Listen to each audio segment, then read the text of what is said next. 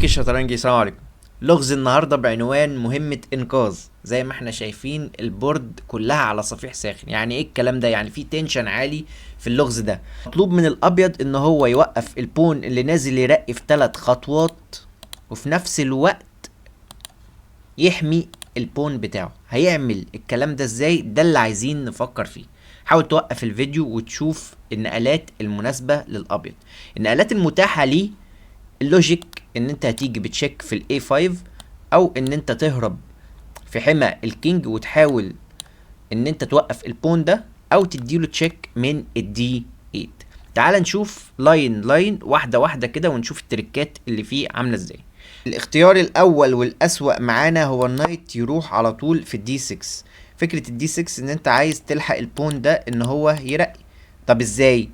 البون هيمشي على طول، فالنايت هينط على طول في الاف 5. عايز البون. هتقولي طب ما هيزق البون. اقول لك في انترميديت موف هنا، او نقله وسيطه كده، ان انت هتدي تشيك الاول، الكينج يضطر ان هو يتحرك، وبعد كده توقف البون براحتك من مربع الترقيه. بس فيها عيب وفيها مشكله. ايه هي؟ ان الكينج هيقرب يحاول يمسك البون ده. ازاي بقى؟ انت دلوقتي لو قربت بالكينج بتاعك على اساس ان انت تبوش البون، انا على طول بقرب بخش في الدي 3 وراح البون. هتقولي بلاش ده، انا هزق البون في حمى النايت. هقولك طيب انا ممكن اجيب كوين عادي، هيضطر ان هو ياكل الكوين وياكل البون والدور درو.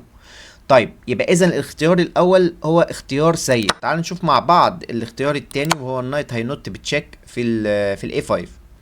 الكينج يقرب، النايت ينزل بتشيك في البي 3. الكينج لازم يقرب عشان فكرة ان هو يخش على الدي 3 ويحاول يوقع البون ده، وفي نفس الوقت عنده طبعا فكرة الترقية في 3 خطوات. النايت لازم يلاقي حل للموضوع ده، وعشان كده هيقرب عن طريق السي 1. فكرة السي 1 ان انا عامل كنترول للمربعات دي، وبقول للكينج مش هتنزل مش هتكسب البون ده، لان طبعا لو البون ده وقع الدور درو. ولكن انت عندك مشكله، انت هتوقف البون التاني ازاي؟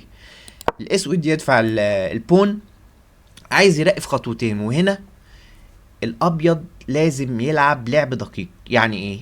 الكينج لازم يشتغل يتحرك خطوه كمان. طب ليه دي؟ لان انا بكل بساطه عايز احافظ على البون، وعايز ابدا احرك النايت بتاعي عشان يجارد السكوير بتاع الترقيه. طب وبعدين ده انا هزق البون كمان، ولكن فات الاوان. النايت هيجي يحمي مربع الترقيه، وطالما النايت نط في الاي 2 يبقى اكيد سمح لي بالدي 3، ان انا عايز اكسر البون ده وعلى الاقل اطلع بدرو. كده جينا للنقله اللي هتكسبك، ولكن مليانه تريكات برضو كاونتر بلاي من الاسود زي ما هنشوف، وهي نايت في الدي 8 تشيك. فكره نايت دي 8 تشيك ان انت الكينج لازم يتحرك، ولكن هنا كي موف لازم تتعمل، وهي ان الكينج الابيض لازم ياخد الاوبوزيشن، لان طبعا انت عايز تحمي البون، لان الاسود بيلعب على فكره انه يروح في الدي 3 عايز يقطف البون ده، وعايز يرقي في 3 خطوات، وفي نفس الوقت انت بتفضي مربع للنايت ان هو يقرب خطوه للبون.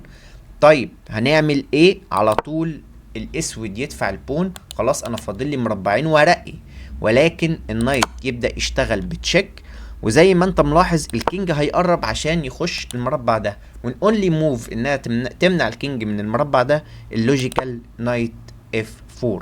كده انت عازل الكينج تماما عن اللعب، وفي نفس الوقت عامل كنترول على الجي 2. يعني الاسود كده ما عندوش لعب، ولكن احذر دلوقتي الاسود عايز يلعب، فهقلك هيزق البون anyway. هتعمل ايه؟ وهنا وقف الفيديو وحاول تجيب النقلة الجميلة. هي لوجيكال. طيب النقلة هي على طول دور على الكش، وهي ايه؟ الدي 3. فكرة الدي 3 ان انت عايز تحافظ على البون بتاعك. هتقولي ازاي؟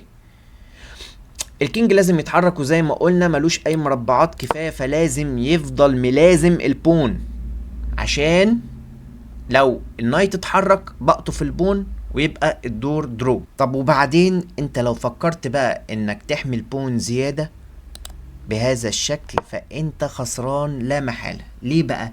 لان انا بكل بساطة انا ممكن ارقي نايت اندر بروموتنج لنايت، وهي دي النقله اللي تضمن لك درو. يعني ايه الكلام ده؟ انا هرقب نايت، عايز اديك فورك، هتقولي طب ما البون هيجري خلاص، ولكن انا برضو بنط بالنايت بتاعي بكش، وبعد كده بروح في الدي 2 محضر لفكرة ان البون لو اتزق بديله فورك واكسر نايت في بون ويبقى الموقف درو.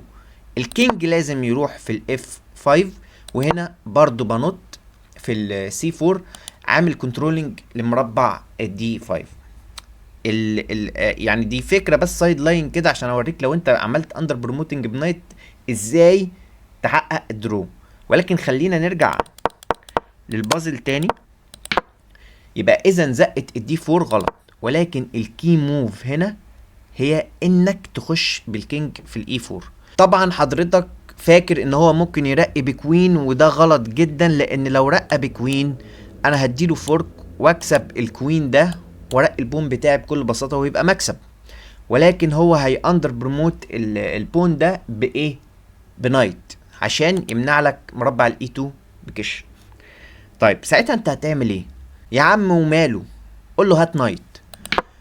جاب نايت، وطبعا منع لي كل الافكار بتاعتي، ولكن الابيض عنده كي موف سحريه هنا. ايه هي؟ هيخش بالكينج، هيحط الاسود في زوج زوانج. يعني ايه الكلام ده؟ يعني مفيش ولا نقله للاسود، صح؟ النايت محبوس، المربعات بتاعته مقفوله، ملوش اي مكان.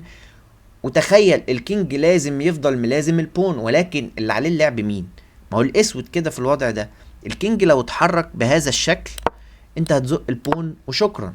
طيب بلاش، لو طلع فوق على طول بتخش في الاف 2 وتكسب النايت، وفي نفس الوقت النايت بتاعك حامي البون وترقي برضو بكل سهوله. لغز جميل يا شباب، اتمنى يكون عجبكم، مليان حسابات وكالكوليشنز كتيره. اشوفكم في الغاز تانية ان شاء الله، والسلام عليكم ورحمه الله وبركاته.